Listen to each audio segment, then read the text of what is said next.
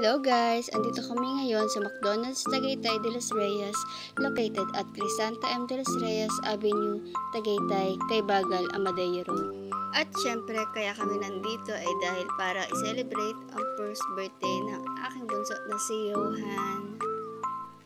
Syempre, nandito rin ang ating dalawang mascot na si Birdie at si Grimace. Shout out sa pinsan ko na kumakain. Ang sarap naman yan. Pahingi. Eto na nga ang exciting part, ang pagbublow ni baby ng candle.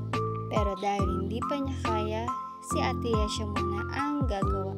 At talaga naman tuwang-tuwa ang ating mga kids. Ito po ang handa ni baby. Napakasimple. At syempre, ito po ang aking pamilya. Habang kami ay naghihintay, syempre si baby naglalakad-lakad muna at talaga namang tuwang-tuwa.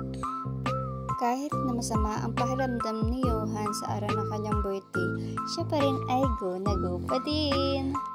Thank you po sa lahat ng nakiselebrate at nakisaya. At thank you din po sa lahat ng gifts. Bye-bye!